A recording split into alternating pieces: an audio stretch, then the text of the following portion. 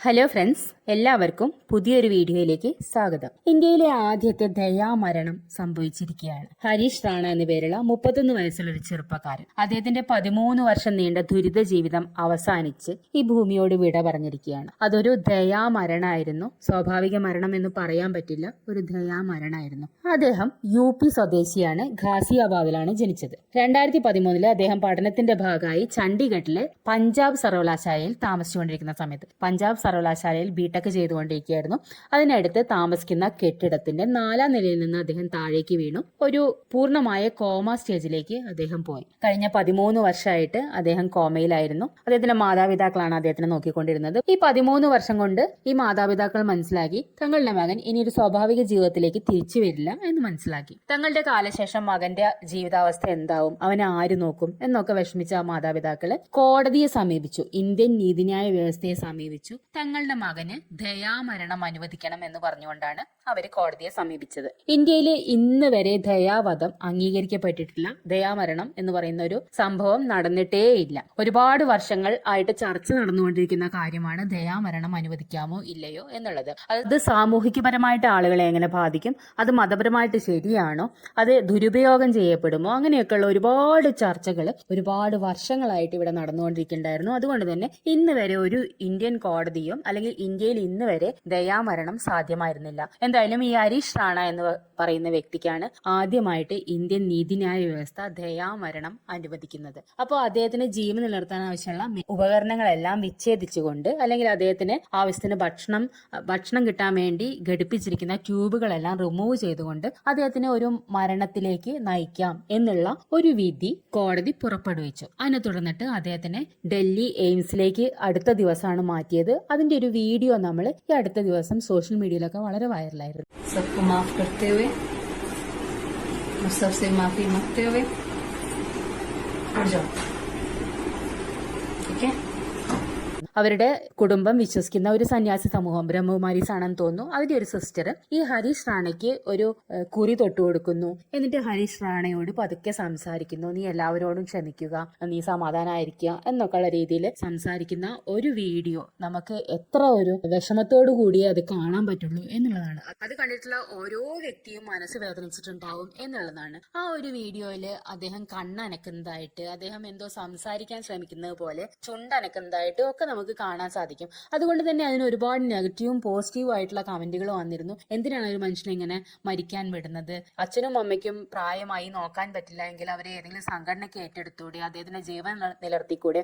ഇങ്ങനെയൊക്കെയുള്ള ഒരുപാട് ചർച്ചകളും കമന്റുകളും അതിന്റെ അടിയിലൊക്കെ നടന്നുകൊണ്ടിരിക്കുക, ആ വീഡിയോയുടെ അടിയിലൊക്കെ വന്നുകൊണ്ടിരിക്കുന്നുണ്ടായിരുന്നു. എന്തായാലും അദ്ദേഹത്തിനെ എയിംസിലേക്ക് മാറ്റി. അദ്ദേഹത്തിന് ജീവൻ നിലനിർത്താൻ ആവശ്യമായിട്ടുള്ള ഉപകരണങ്ങൾ ഘടിപ്പിച്ചതൊക്കെ റിമൂവ് ചെയ്തു. അദ്ദേഹത്തിന് കൊടുത്തുകൊണ്ടിരുന്ന ഭക്ഷണം പതുക്കെ പതുക്കെ നിർത്തലാക്കി.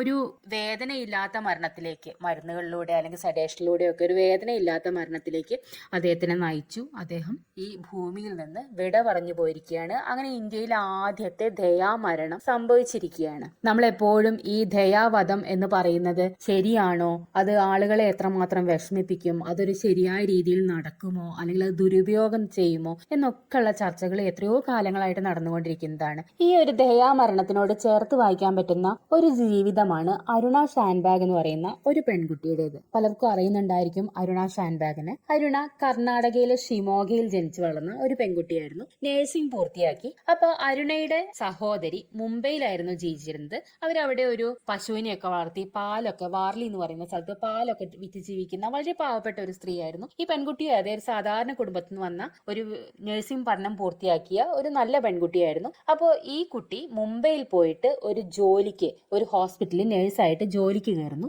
അത് മുംബൈ കോർപ്പറേഷന്റെ കീഴിലുള്ള KEM എന്ന് പറഞ്ഞ ഹോസ്പിറ്റലിലാണ് ഈ പെൺകുട്ടി ജോലിക്ക് കയറുന്നത്. അവിടെ വളരെ നല്ല രീതിയിൽ തന്റെ സേവനം പൂർത്തിയാക്കിക്കൊണ്ടിരിക്കുന്ന ഈ കുട്ടിയെ അവിടുത്തെ ഒരു ഡോക്ടർ കണ്ട്, അല്ലെങ്കിൽ ഒരു MD സ്റ്റുഡന്റ് കണ്ടിട്ട് വളരെയധികം ഇഷ്ടപ്പെടുന്നു.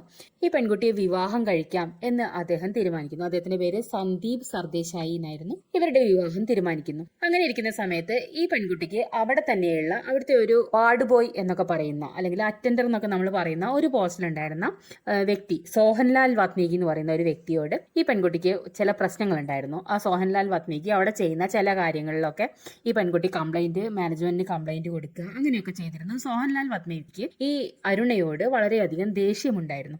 അപ്പോൾ അവിടെ ഈ നായകളെയൊക്കെ ഒരു പരീക്ഷണങ്ങൾക്ക് വേണ്ടിയിട്ട്, കാർഡിയാക് പരീക്ഷണങ്ങൾക്ക് വേണ്ടിയിട്ട് ഒക്കെ ഉപയോഗിച്ചു കൊണ്ടിരുന്നു. അപ്പൊ ഈ നായകളെയൊക്കെ നോക്കിയിരുന്നതൊക്കെ ഈ സോഹൻലാലായിരുന്നു. ആ സോഹൻലാല് ഈ നായകളുടെ ഭക്ഷണം എന്തോ കട്ടെടുത്തിട്ട് പുറമേ വിൽക്കുന്നു അങ്ങനെയൊക്കെയുള്ള വിഷയങ്ങളിലൊക്കെ അരുണ സോഹൻലാലിനെതിരെ പലതവണ കംപ്ലൈന്റ് ചെയ്തിട്ടുണ്ടായിരുന്നു. ആ ദേഷ്യം സോഹൻലാലിന് അരുണയോട് ഉണ്ടായിരുന്നു. ഈ ഹോസ്പിറ്റലിൽ നഴ്സുമാർക്ക് ഡ്യൂട്ടി കഴിഞ്ഞിട്ട് വസ്ത്രം മാറുന്നതിന് വേണ്ടിയിട്ട് റൂം ഉണ്ടായിരുന്നു. ആ റൂമിനോട് ചേർന്ന് തന്നെ ഈ നായകൾക്ക് സർജറി ചെയ്യുന്ന ഒരു റൂമും ഉണ്ടായിരുന്നു. ഈ നായകളുടെ സർജറി അവിടെ വെച്ചല്ല, വേറെ ഒരു ടെറസിൽ എവിടെയോ വെച്ച് നടക്കുന്നത് കൊണ്ട് ഈ 2 റൂമും ഈ നഴ്സുമാർ വസ്ത്രങ്ങൾ മാറുന്നതിന് വേണ്ടിയിട്ടും അവരുടെ സാധനങ്ങളൊക്കെ വെക്കുന്നതിന് വേണ്ടിയിട്ടും ഒക്കെ ഉപയോഗിച്ചിരുന്നു.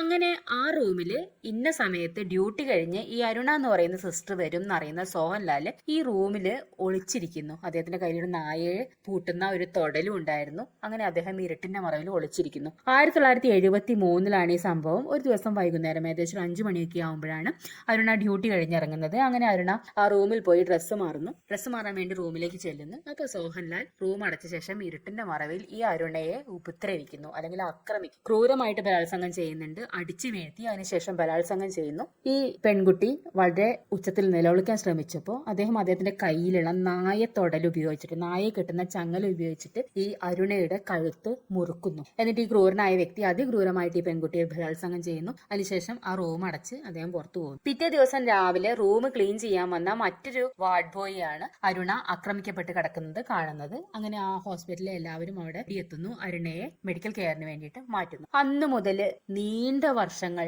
അരുണ ഒരു കോമ സ്റ്റേജിലാണ് കിടക്കുന്നത്. കോമ എന്ന് പറയാൻ പറ്റുമോ അറിയില്ല. ഇടയ്ക്കൊക്കെ അവർക്ക് വേദന വരികയും അതിനവര് അതിഭീകരമായിട്ട് അലറി കരയും ഒക്കെ ചെയ്യായിരുന്നു. അപസ്മാരം വരുമായിരുന്നു. ഭയങ്കര ഒരു ദയനീയമായ അവസ്ഥയിലാണ് പിന്നീടുള്ള കാലം അവർ ജീവിച്ചിരുന്നത്. അവരുടെ വിവാഹം ഉറപ്പിച്ചു വെച്ചത് കൊണ്ടായിരിക്കണം ഹോസ്പിറ്റലുകാര് ഇതൊരു ബലാത്സംഗമാണ് എന്നുള്ള രീതിയിലൊന്നും ഒരു കേസ് മുന്നോട്ട് കൊണ്ടുപോയില്ല. വെറുതെ ഒരു മോഷണ ശ്രമം എന്നുള്ള രീതിയിലാണ് ഈ കേസ് മുന്നോട്ട് കൊണ്ടുപോയത്. ഈ സോഹൻലാൽ വാത്മീകി അതുകൊണ്ട് തന്നെ വളരെ കുറഞ്ഞ വർഷങ്ങൾ, 7 വർഷം മാത്രമേ അദ്ദേഹത്തിന് ശിക്ഷ അനുഭവിക്കേണ്ടി വന്നുള്ളൂ. ഈ പെൺകുട്ടി ഈ കോമ സ്റ്റേജിൽ പോയപ്പോൾ ഹോസ്പിറ്റലുകാര് അവിടെ തന്നെ ചികിത്സ കൊടുക്കാൻ തയ്യാറാവുന്നു. ഇനിയുള്ള കാലം അവിടെ ചികിത്സിപ്പിക്കാൻ തയ്യാറാവുന്നു. അപ്പൊ ഇതിനിടയിൽ ഈ പെൺകുട്ടിയെ പാലിയേറ്റീവ് കെയറിലേക്ക് മാറ്റണം എന്ന് തീരുമാനിക്കുന്നുണ്ട്. എന്ന് വെച്ചാല് സാവധാനം സെഡേഷനൊക്കെ കൊടുത്ത് വേദന സംഹാരികളൊക്കെ കൊടുത്ത് മരണത്തിന് സഹായിക്കാം എന്നുള്ള രീതിയിലേക്ക് ആണത് മാറുന്നതെന്ന് അറിയുന്നത് കൊണ്ട് അവിടുത്തെ നഴ്സുമാരൊക്കെ ഈ അരുണയ്ക്ക് വേണ്ടിയിട്ട് വളരെ വലിയൊരു സമരം അവിടെ നടത്തുന്നു. ഇനിയുള്ള കാലം അരുണയെ ഇവിടെ തന്നെ സംരക്ഷിക്കും എന്നുള്ള തീരുമാനത്തിൽ മാനേജ്മെന്റ് എത്തുകയും ചെയ്യുന്നുണ്ട്. ഇതിൽ ഏറ്റവും വിഷമമുള്ളൊരു ഭാഗം എന്താണെന്ന് വെച്ചാൽ ഈ അരുണയെ വിവാഹം കഴിക്കാൻ ഉറപ്പിച്ചിരുന്ന സന്ദീപ് സർദേശായി എന്ന് പറയുന്ന ആ യുവ ഡോക്ടർ ഈ അരുണയെ കാണാൻ എല്ലാ ദിവസവും രാവിലെ വരികയായിരുന്നു. ഇദ്ദേഹത്തിന് അറിയാം ഇനി ഒരിക്കലും ഇവർ ജീവിതത്തിലേക്ക് തിരിച്ചു വരില്ല എന്നറിയാം. എന്നാലും താൻ ആദ്യമായിട്ട് സ്നേഹിച്ചിരുന്ന പെൺകുട്ടിയാണ്, ഞാൻ വിവാഹം കഴിക്കാൻ ആഗ്രഹിച്ചിരുന്ന ഒരു പെൺകുട്ടിയാണ്. അതുകൊണ്ട് ഇവരെ അടുത്ത് എല്ലാ ദിവസവും വന്നിട്ട് അവരെ പരിചരിക്കുക, അല്ലെങ്കിൽ അവരെ ഫിസിയോതെറാപ്പി ചെയ്യാൻ സഹായിക്കുക, അവർക്ക് ഭംഗിയുള്ള പൊട്ടുകൾ വെച്ചു കൊടുക്കുക, അവരെ സുന്ദരിയാക്കി മാറ്റുക. അങ്ങനെ ഒരുപാട് വർഷങ്ങൾ അദ്ദേഹം ഈ പെൺകുട്ടിക്ക് കൂട്ടിരുന്നിട്ടുണ്ട്. പിന്നീട് ഇദ്ദേഹത്തിന്റെ വീട്ടുകാരുടെ നിർബന്ധത്തിന് വഴങ്ങിയിട്ട് അദ്ദേഹം വർഷങ്ങൾക്ക് ശേഷം 1973 അരുണ ആക്രമിക്കപ്പെടുന്നത്. അതിനുശേഷം 1977 ഇദ്ദേഹം വേറൊരു വിവാഹം കഴിച്ചു. ആ വിവാഹത്തോടു കൂടെ അദ്ദേഹം പിന്നെ ഒരിക്കലും അരുണയെ കാണാൻ വന്നിട്ടില്ല. അരുണ ആ ഹോസ്പിറ്റലിൽ തന്നെ പിന്നീടുള്ള വർഷങ്ങൾ കഴിക്കുകയാണ്. അപ്പോൾ ഒരുപാട് വേദന അനുഭവിച്ച്, അല്ലെങ്കിൽ എന്താണ് ഈ കോമയിൽ കിടക്കുന്ന വ്യക്തികളെ കുറിച്ച് നമുക്കറിയാം. അവരുടെ ഉള്ളിൽ എന്താണ് സംഭവിക്കുന്നത്, അവരെന്താണ് ചിന്തിക്കുന്നത്, അവർക്ക് ഓർമ്മ ഉണ്ടാവുമോ, അവര് കഴിഞ്ഞ കാര്യങ്ങൾ ഓർക്കുന്നുണ്ടായിരിക്കുമോ, അവര് വേദന അനുഭവിക്കുന്നുണ്ടോ, അവര് പുറമെ നടക്കുന്ന കാര്യങ്ങൾ അറിയുന്നുണ്ടോ, ഒന്നും നമുക്ക് അറിയില്ല. എല്ലാം നമ്മൾ ഊഹിക്കുന്നതാണ്. അവർ വേദനിക്കുന്നുണ്ടായിരിക്കാം, അവർ ചിന്തിക്കുന്നുണ്ടായിരിക്കാം, അവർ ഓർമ്മിക്കുന്നുണ്ടായിരിക്കാം എന്നൊക്കെ നമുക്ക് ഊഹിക്കാനേ സാധിക്കുള്ളൂ. എന്തായാലും ഈ അരുണ എന്ന് പറയുന്ന വ്യക്തി അതിദുരിതം അനുഭവിച്ചുകൊണ്ടാണ് ആ ഹോസ്പിറ്റലിൽ താമസിക്കുന്നത്. ആ ഹോസ്പിറ്റലിലുള്ള എല്ലാ വ്യക്തികളും അവരെ പൊന്നുപോലെ നോക്കുന്നുണ്ടെങ്കിലും അവർ ആ ഒരു കോമ സ്റ്റേജിൽ കിടക്കുകയാണ്. അപ്പൊ ഈ അരുണയുടെ ജീവിതം ഒരു കഥയായിട്ട് എഴുതുന്നതിന് വേണ്ടി, അല്ലെങ്കിൽ ഒരു ജീവചരിത്രം എഴുതുന്നതിന് വേണ്ടിയിട്ട് പിങ്കി വിരാനി എന്ന് പറയുന്ന ഒരു വ്യക്തി വരുന്നുണ്ട്. അവർ അരുണയെ കുറിച്ചൊരു ബുക്ക് എഴുതുന്നുണ്ട്.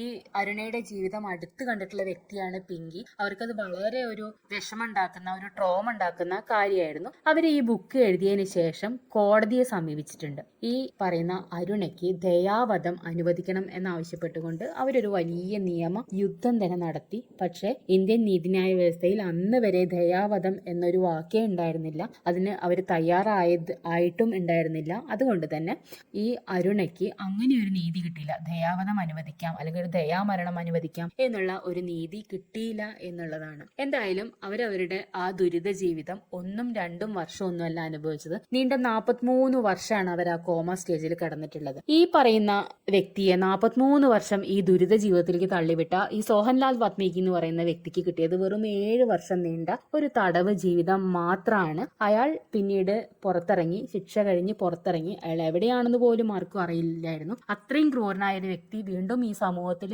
എത്രയോ വർഷങ്ങൾ നടന്നു എന്ന് പറയാം. 43 വർഷം. അരുണ മരിക്കുന്ന സമയത്ത് പോലും ഈ സോഹൻലാൽ വാത്മീകി മരിച്ചിട്ടില്ല. അയാൾ ഈ സമൂഹത്തിൽ നമ്മളുടെ ഇടയിൽ ഒരു ക്രിമിനൽ ആയിട്ട് ഉണ്ടായിരുന്നു എന്നുള്ളതാണ്. അയാൾ എന്തൊക്കെയോ ചെറിയ ജോലികൾ ചെയ്ത് ജീവിച്ചു തോന്നുന്നു. ഈ അരുണയുടെ മരണം സംഭവിച്ചതിന് ശേഷം 2015 43 വർഷത്തിന് ശേഷം അവർ മരിച്ചതിന് ശേഷം ഇദ്ദേഹത്തിന്റെ ഒരു ഇന്റർവ്യൂ ഒക്കെ ചാനലുകളിലൊക്കെ വന്നിരുന്നു. അയാൾ എവിടെയോ എന്തോ ജോലിയൊക്കെ ചെയ്ത് ജീവിക്കുന്നു എന്നുള്ള രീതിയിലൊക്കെ വന്നിരുന്നു. സത്യത്തിൽ ദയാവധം അല്ലെങ്കിൽ ദയാമരണം എന്ന് പറയുന്ന സംഭവം ഏറ്റവും കൂടുതൽ അർഹിച്ചിരുന്ന ഒരു വ്യക്തി എന്ന് വേണമെങ്കിൽ നമുക്ക് ഈ അരുണ ഷാൻബാഗിനെ പറയാം. പക്ഷെ അവർക്ക് പോലും ആ നീതി കിട്ടിയില്ല എന്നുള്ളതാണ്. ദയാവധം ശരിയാണോ ശരിയല്ലേ എന്നൊക്കെയുള്ള ചർച്ചകളൊക്കെ എപ്പോഴും നടക്കാറുണ്ട്. അതിന് പുറകിലുള്ള ഒരു കാരണം എന്താണെന്ന് വെച്ചാൽ ഇത് പലപ്പോഴും ദുരുപയോഗം ചെയ്യപ്പെടാം എന്നുള്ളതാണ്. നമ്മളെ വീട്ടിലൊക്കെ പ്രായമുള്ള ആളുകൾ ഉണ്ടെങ്കിൽ നമുക്കറിയാം, പലരും ഈ പ്രായമുള്ള ആളുകളെ ഉപദ്രവിക്കുന്ന വീഡിയോ, അടിക്കുന്ന വീഡിയോ ഒക്കെ നമ്മൾ കാണാറുണ്ട്. തെരുവിൽ കൊണ്ടുപോയി തള്ളിക്കളയുന്നത് ഒക്കെ കാണാറുണ്ട്. അപ്പൊ അങ്ങനെയൊക്കെ കിടക്കുന്ന ആളുകളെ ഒരുപക്ഷെ ദയാമരണം എന്നുള്ള പേരിൽ കൊന്നുകളഞ്ഞാലോ എന്നുള്ള ഒരു ഭയം കൊണ്ടായിരിക്കാം ഇവിടെയുള്ള പലരും ഈ ദയാഭാവത്തിനെ അനുകൂലിക്കാത്തത് എന്നുള്ളത് മാത്രമാണ്. പിന്നെ അതുപോലെ തന്നെ ഒരു വ്യക്തി കോമ സ്റ്റേജിൽ കിടക്കുമ്പോൾ അയാൾക്ക് ഓർമ്മയുണ്ടെങ്കിൽ,